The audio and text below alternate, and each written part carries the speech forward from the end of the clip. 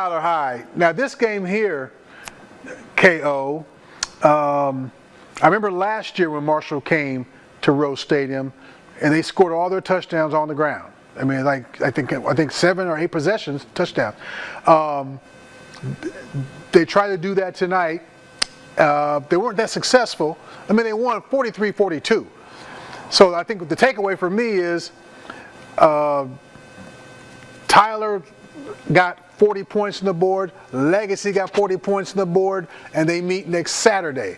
I don't know if that means it's going to be a track, or Friday. I don't know if that means it's going to be a track meet, but both teams put some points on the board.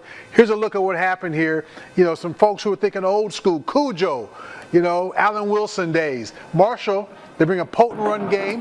Coach Rashawn Woods trying to change the culture there, encouraging his guys to stay strong. Now, the way this touchdown was set up, they returned a really good kickoff return, Marshall did. Horse collar, took the ball down to the 25. A play later, they score a touchdown. Now, 7-0. Tyler's offense couldn't move yet, but then defense comes through at the 20. The scoop and score from Braylon Ford. We're tied at 7. Marshall will take a 14-7 lead. Then Tyler's offense bounced back with a score of their own. Cordarius Miller, 2-yard run in the corner. We're 14-14. So they've come from behind. And Caden Granberry, dynamite of a guy. He's got an arm. He's got a zip. And look who he finds in the corner, Jermichael Cook. It was only 8 yards, but the way he made that catch was fantastic. And it gives them their first lead of the game, tied at 21 at the half, but 43-42. Look at Coach Woods.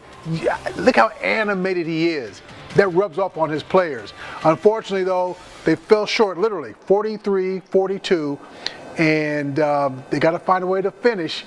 But that was a game where they showed a lot of moxie tonight. The Tyler Lions did. So we'll see if they have that on display next week when they take on their cross rival, Tyler Legacy.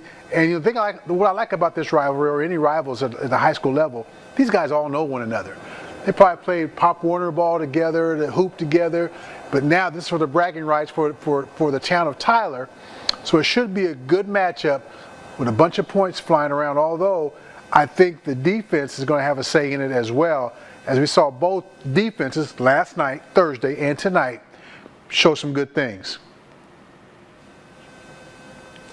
I'm impressed with the Tyler teams, Coleman, with both what they did with Legacy, how they performed against Texas High, who a lot of people are really high on Texas High this year to make a deep run in the playoffs. So for Legacy to come out there at home and put on the performance they did, I understand they lost, but it's a great performance. They looked good in a loss. I mean, I know the coaches don't want to hear that, but they looked good in that loss. And then Tyler High tonight, like you talked about last year, Marshall ran all over Tyler High last year. And yes, Marshall put up a lot of points again, but Tyler High, we talk about it all the time with Coach Woods. They're improving every year. Every game you see improvement from Tyler High, and I think this is another example of that. Again, came out on the short end of the stick, but there's a lot that Coach Woods can go back and look on the film and say, hey, we did this really well, we did this really well, let's take this going forward. And you're right, Coleman, it sets up a excellent Rose City Classic next week with Tyler High and Tyler Legacy going at it, and both teams will be looking for their first win. But like you said, bragging rights are on the line for the city of Tyler, and these kids grow up playing ball against each other. Kind of the same thing Coach King said about Lufkin and Longview tonight. These kids, they know each other, they respect each other, but they still want to go out there and whip each other too. So it's going to be a good game next week with Tyler High and Tyler Legacy. Okay, let's talk about